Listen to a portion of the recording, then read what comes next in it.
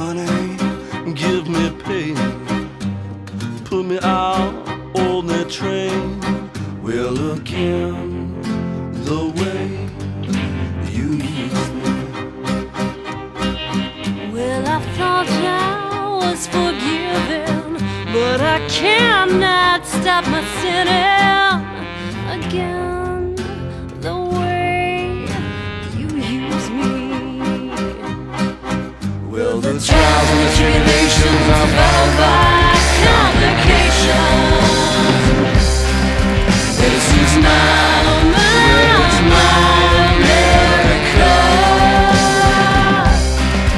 Well, the day has let the sun in, and I have started running to the darkness that gets me by. In the dreams that I dream, while the world builds an empire, are the nightmares that make our old leaders smile.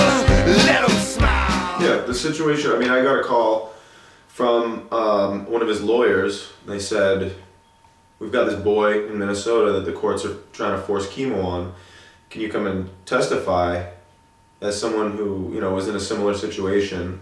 And it was a good thing that the courts, you know, didn't get involved. So, I met with him, and as I was reading over the case in the lawyer's office, I, just started bawling my eyes out, because I mean, it's the exact same situation and story, that I went through, and I just know how painful and how scared and, like hopeless the kid must feel. So it was just really, it just touched really close to home. Yeah, in 1994, I was diagnosed with Hodgkin's lymphoma, and the doctor said I had to do chemotherapy, radiation, and surgery. And after, I was diagnosed, I got home and found out that my aunt had just died of chemotherapy poisoning. So I didn't want it right away, but it's the only thing out there. I mean, my parents said I had to do it because it's the only way to do anything about cancer. That's coming from the doctors. So I ended up starting the chemo. I did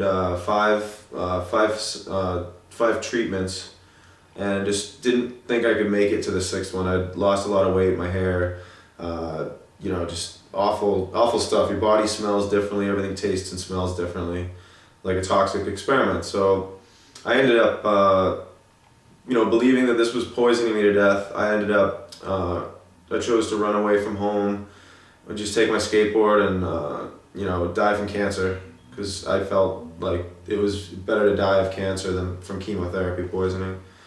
Once I was gone, it was on, after a while it was on the media, and people started calling my family to share information about natural ways of treating cancer, things that we had never even thought about. Like, we've heard of alternative medicine, but it just sounded like quacks, it sounded like crazy people. So now all these crazy people are calling us, and they shared information that I ended up taking. I used, changed my diet, did nutritional changes, drank a tea called Essiac to help cleanse toxins out of my body and give me nutrients. And I took a daily injection called 714X, which directly treats the lymph system. So I chose to do those, and I went and I told my doctors that I wanted to. This is after I'd come home and read about this natural way of treating cancer. I brought the information into my doctors, saying this is what I want to do. I want to build my body up so my body's strong, my immune system can fight the cancer on its own, instead of having to be poisoned, with a therapy that in itself causes cancer. The chemotherapy, the treatment for cancer, actually causes cancer. So I didn't want that, and I told them this plan, and they said that if my parents let me go on this path of natural healing, that they weren't looking after my best interests. And they said that chemotherapy, radiation, and surgery are the only ways to treat cancer. And we, didn't believe it. They told me all the ways I would die, just like Danny in court. The doctors, he had to listen to his doctors say what was going to happen to him physically if he didn't do chemo. So they said, you know, I had to do the chemotherapy, and you know, I didn't. I ended up going to Canada and learning how to do this injection, and you know, started the diet and the tea. And How old were you at that point? at this point, I was 16.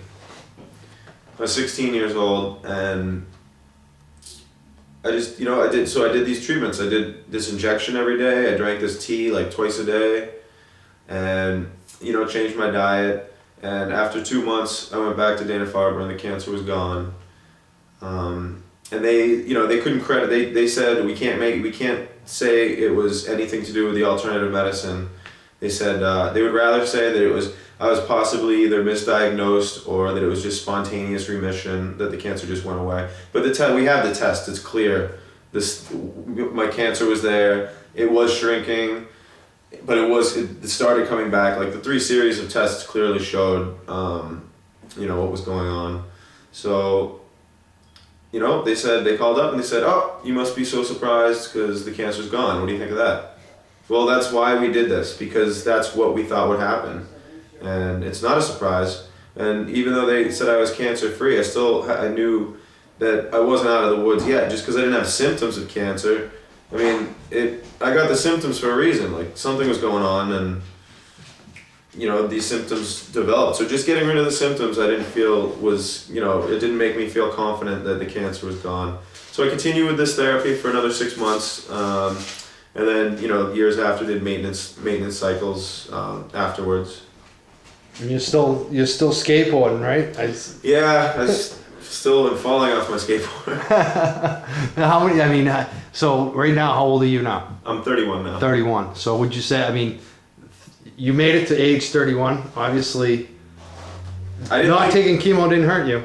Yeah. For the additional rounds. I didn't think. I mean, going through the chemo, I didn't think I'd make it to 18, and you know, now it's like every day is just, you know, a gift and a joy.